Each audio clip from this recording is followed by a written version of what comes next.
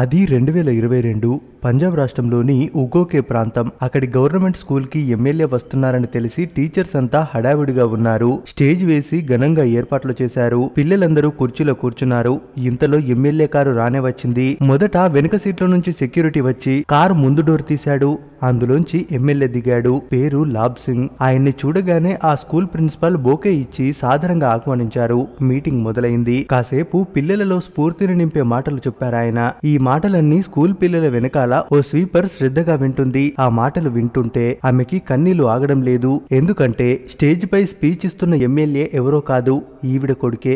అవును, మీరు విన్నది నిజమే. కొడుకు అలా తన కుటుంబ పరిస్థితుల గురించి, ఈ స్థాయికి రావడానికి ఎన్ని కష్టాలు పడ్డామో చెప్తుంటే ఆ తల్లి కంట్లోంచి కన్నీళ్లు పొంగుకొచ్చాయి. ఇక ఆ మీటింగ్ అయ్యాక తన తల్లి దగ్గరికి వచ్చి ఆశీర్వాదం తీసుకున్నాడు. ఫోటోలు దిగి ఈవిడే మా తల్లి అని చెప్పడంతో అక్కడి మీడియా ప్రతినిధులు నోరెళ్లబెట్టారు. నిజానికి కొడుకు ఎమ్మెల్యే అయితే తల్లిదండ్రుల పరిస్థితి ఎలా ఉంటుంది? హంగు ఆర్భాటం, ఎప్పుడూ లేని దర్పం అన్ని ఒక్కసారిగా వచ్చేస్తాయి. ఇంకేముంది, ఇప్పటిదాకా పడిన కష్టానికి ఫలితం దక్కింది. హాయిగా ఇంట్లో ఉండొచ్చు అనుకుంటారు కదా, కానీ ఈ తల్లి మాత్రం అలా అనుకోవడం లేదు. తన కొడుకు ఎమ్మెల్యే అయినా సరే తన వృత్తి ధర్మాన్ని మాత్రం వదలనంటోంది. నా డ్యూటీని కొనసాగిస్తానని స్పష్టం చేస్తోందా తల్లి. ఆమె పేరు బల్దేవ్ కౌర్. సమీపంలోని ప్రభుత్వ పాఠశాలలో స్వీపర్, అది కూడా కాంట్రాక్ట్ ఉద్యోగిగా. 22 ఏళ్లుగా కాంట్రాక్టు జీతమే. ప్రతి ఏటా రెగ్యులర్ అయ్యేందుకు ఆమె దరఖాస్తు చేసుకుంటుంది. కానీ ప్రభుత్వం మాత్రం రిజెక్ట్ చేస్తుంది. భర్త కూలి, ఆరోగ్యం కూడా సరిగ్గా ఉండేది కాదతనికి. దాంతో ఆ ఇంటికి ఆమె తీసుకొచ్చే జీతమే ప్రధాన ఆధారం. పొద్దున్నే ఓ చీపురు తీసుకుని స్కూల్ కి వెళ్లడం,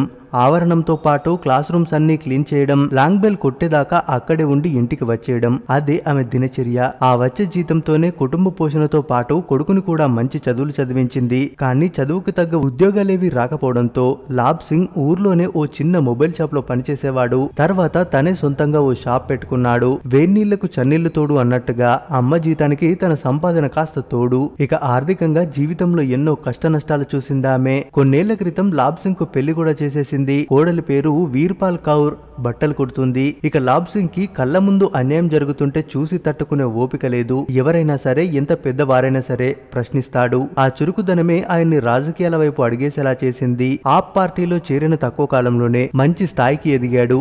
నిత్యం ప్రజల్లో ఉంటూ ప్రజా సమస్యలపై గలమెత్తేవాడు. ఆయనలోని ఆసక్తిని చూసి యువత రాజకీయాల్లోకి వస్తే వ్యవస్థలో మార్పు వస్తుందని ఎమ్మెల్యే టికెట్ ఇచ్చి ప్రోత్సహించింది పార్టీ అధిష్టానం. విషయం చెప్తే అమ్మ వద్దనలేదు. అలాగని వీరతిలకం దిద్దలేదు. ఎప్పటిలాగే తన పని తాను చేసుకునేది. ఇక పోటీ కూడా పంజాబ్ మాజీ సీఎం చరణ్జిత్ సింగ్ చన్నీపై బదౌర్ నియోజకవర్గం నుంచి. ఓ ముఖ్యమంత్రిపై గెలవడం అంటే అంత సామాన్య విషయం కాదు. కానీ ఇన్నేళ్లు ఆయన ప్రజల కోసం పడ్డ కష్టం, ఈ నాయకుడైతేనే మా బ్రతుకులు మారతాయేమో అన్న ప్రజల నమ్మకమే లాబ్ సింగ్ ని భారీ మెజారిటీతో గెలిపించాయి.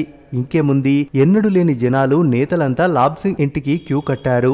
దాంతో తల్లి బల్దేవ్ కౌర్ కి స్కూల్ కి వెళ్లేందుకు వీలు పడేది కాదు. కొన్ని రోజులు పోయాక మళ్లీ స్కూల్ బాట పట్టింది. అదేంటమ్మా, నీ కొడుకు ఇప్పుడు ఎమ్మెల్యే, నువ్విలా ఊడ్చే పనికి వస్తే నీ కొడుకు పరువు పోతుంది అని అడిగిన వాళ్లకు, కొడుకు ఎమ్మెల్యే కాగానే నా పని మానేయాలా? ఇన్నళ్ళు తిండి పెట్టింది, కడుపు నింపింది ఈ పనే. కొడుకుది ఎమ్మెల్యే పని, నాది స్వీపర్ పని, ఎవరి పని వాళ్లదే అంటూ అనకువగా ఆమె చెప్పిన జవాబు ఇది. కొడుకు ఎమ్మెల్యే అని గాని, తాను ఎమ్మెల్యే తల్లి అని గాని ఆమె మాటల్లో, ప్రవర్తనలో కూడా వీసమెత్తు తేడా రాలేదు. ఇక లాబ్ సింగ్ తండ్రికి ఈ మధ్య ఆపరేషన్ జరిగింది. కూలీ పనికి వెళ్లడం లేదు. తను మాత్రం ఆనందంగా ఉన్నాడు. ఎందుకంటే 10 మందిలో రేంజ్ పెరిగింది కదా. కానీ లాబ్ సింగ్ తల్లిని మాత్రం, ఏమమ్మా, నీ కొడుకు ఇప్పుడు ఎమ్మెల్యే కదా, ఇప్పుడు నీ మనసులో ఏమనిపిస్తుంది అని మీడియా పదే పదే ప్రశ్నిస్తుంటే, ఇంట్లో నా కొడుక్కి అమ్మను, బడిలో ఈ రోజుకు జీతం రెగ్యులర్ కాని ఓ కాంట్రాక్టు లేబర్ని, ఎమ్మెల్యే తల్లిని కాబట్టి నా జీతం రెగ్యులర్ చేస్తారేమో, కానీ అందరి స్వీపర్ల కొడుకులు ఎమ్మెల్యేలు కాలేరు కదా. ప్రభుత్వమే మాలాంటోళ్ల సమస్యలను పట్టించుకోవాలి. ఇక నా కొడుకు తన రూట్స్ ని, తన పాత జీవితం మర్చిపోకుండా నలుగురికి మంచి చేసే పనులు చేస్తే చాలు అని బాధ్యతగా బదిలిచ్చింది. మళ్ళీ తిరిగి అదే చీపురు, అదే బడి, ఆమె పని ఆమె చేస్తుంది ఇప్పటికీ. ఇక చెట్టు పేరు చెప్పి కాయలు అమ్ముకునేవారు ఎందరో, కానీ కొడుకుని ఏనాడు ఈ పని చేసి పెట్టు, ఆ పని చేసి పెట్టు అని అడిగింది లేదు. న్యాయబద్ధంగా వస్తే తప్ప ఎలాంటి పైరవీలు, రికమెండేషన్లు చేయించుకోలేదు ఈ తల్లి. నిజానికి ఈ రోజుల్లో ఇలాంటి వాళ్ళు కూడా ఉంటారా అంటే నమ్మడానికి కాస్త ఆలోచించినా, కళ్ళ ముందు సాక్ష్యాలు కనిపిస్తుంటే నమ్మక తప్పదు. ఏది ఏమైనా ప్రతి ఒక్కరూ ఈ తల్లిలా ఆలోచిస్తే నాయకులు జనాలకు మంచి చేస్తారు. మరి మీరేమంటారో మీ అభిప్రాయాన్ని కామెంట్స్ రూపంలో తెలియజేయండి. మరిన్ని ఇలాంటి వీడియోస్ కోసం మన ఛానల్ ని తప్పక సబ్స్క్రైబ్ చేసుకుని సపోర్ట్ చేయండి.